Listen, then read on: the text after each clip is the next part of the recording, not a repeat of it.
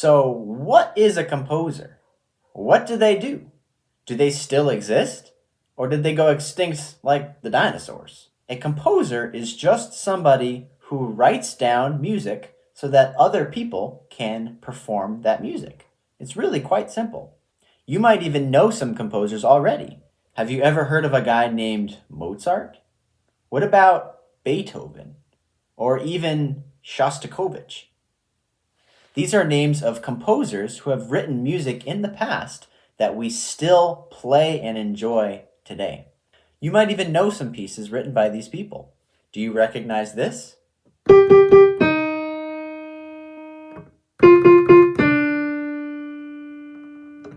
What about this?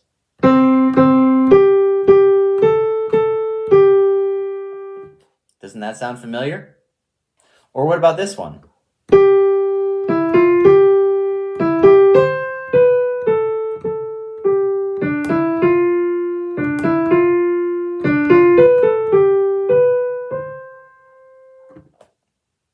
All of these pieces have been written by famous composers from the past. But what about today?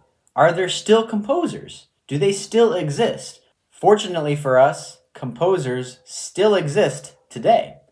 And I'm about to introduce you to one. Are you ready? Ta-da! It's me. When I was 12 years old, I used to improvise at the piano, and eventually I realized, wow, I could write some of this down, and if I do that, then myself and other players could actually play my music in the future. And I thought that would be pretty cool. So I decided to start writing down some of the music that I was creating.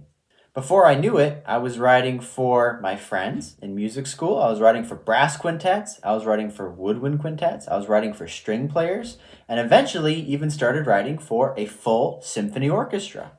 Now, all that composing really is just taking a thought, an idea, or a concept, and you turn that into sound. How do we do that? Well, all you have to do is dream up a melody in your head and then write it down on music paper. For example, we often work with music paper kind of like this. As you can see, I've already written some notes down on this paper. Let's see how it sounds.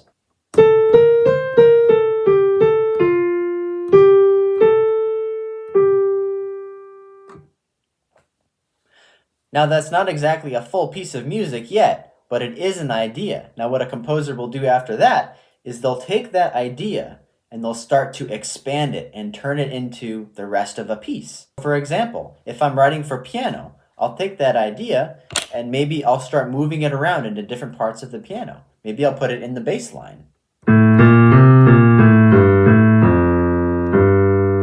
Or I'll put it into a different key.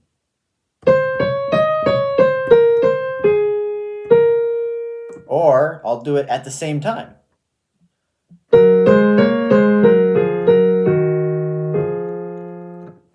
Those are just some ways that a composer might develop a theme or a melody throughout a piece of music.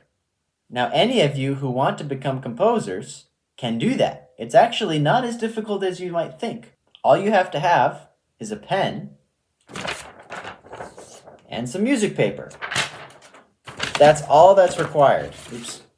That's all that's required to start. That is all that's required to become a composer. You might want to try writing down some ideas of your own. It might only be 3 notes. Or it might be a rhythm.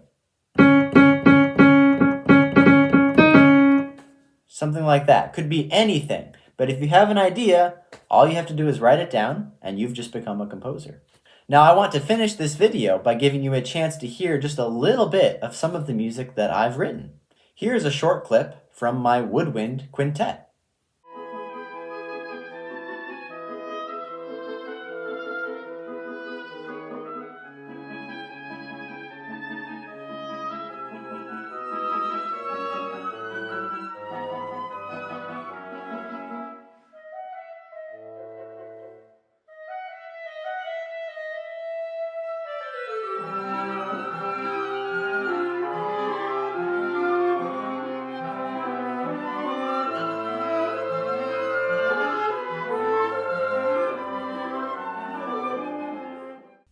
Here is another piece I wrote.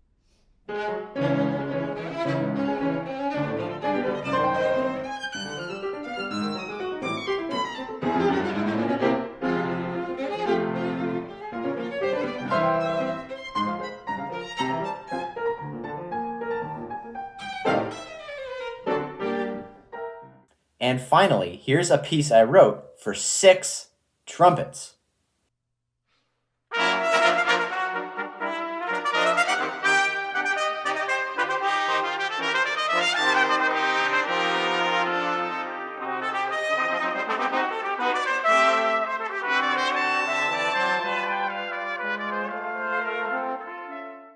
Now, these are just a few examples of music that I've written in the past. Now, I write for all different kinds of ensembles. As you can see, I've written for a group of woodwind instruments. I've written for a flute with a piano. I've written for a bunch of different string instruments. And from the last example, I've even written for just trumpets. Just 6 trumpets. Now, you could probably guess that I'm a trumpet player. Composing is such a wonderful thing to do because it enables you to express yourself through music. And I hope that all of you would consider becoming composers yourselves. Just remember, all you need is a pen, some music, and make sure that you have some fun while you do it. Now go out there and write some music. And don't forget to come hear your own Lake Placid Sinfonietta in the summers from the months of July through August. Hope to see you there. Thanks a lot.